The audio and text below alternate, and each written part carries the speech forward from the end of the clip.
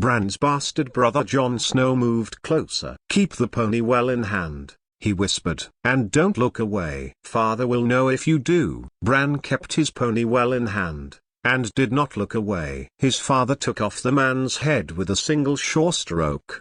Blood sprayed out across the snow, as red as Cernma wine. One of the horses reared and had to be restrained to keep from bolting. Bran could not take his eyes off the blood. The snows around the stump drank it eagerly, reddening as he watched. The head bounced off a thick root and rolled. It came up near Greyjoy's feet. Theon was a lean, dark youth of 19 who found everything amusing. He laughed, put his boot on the head, and kicked it away. "Ass," Jon muttered, low enough so Greyjoy did not hear. He put a hand on Bran's shoulder, and Bran looked over at his bastard brother. "You did well," Jon told him solemnly. Jon was 14, an old hand at justice. It seemed colder on the long ride back to Winterfell, though the wind had died by then and the sun was higher in the sky. Bran rode with his brothers, well ahead of the main party, his pony struggling hard to keep up with their horses. "The deserter died bravely," Robb said. "He was big and broad and growing every day,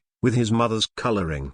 The fair skin, red-brown hair, and blue eyes of the Tullys of Riverrun. He had courage, at the least." "No," Jon Snow said quietly. "It was not courage. This one was dead of fear. You could see it in his eyes. Stark." Jon's eyes were a grey so dark they seemed almost black, but there was little they did not see. He was of an age with Robb, but they did not look alike. Jon was slender where Robb was muscular, dark where Robb was fair, graceful and quick where his half-brother was strong and fast. Robb was not impressed. "The others take his eyes," he swore.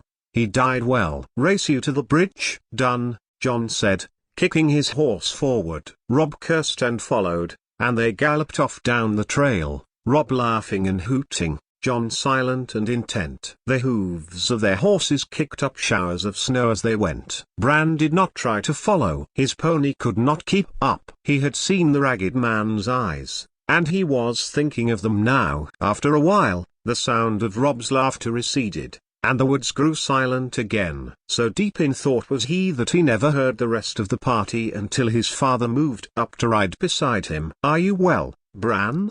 he asked, not unkindly. "Yes, father," Bran told him. He looked up. Wrapped in his furs and leathers, mounted on his great war horse, his lord father loomed over him like a giant. "Robb says the man died bravely, but Jon says he was afraid." "What do you think?"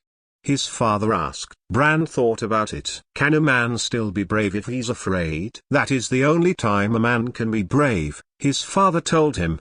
"Do you understand why I did it?"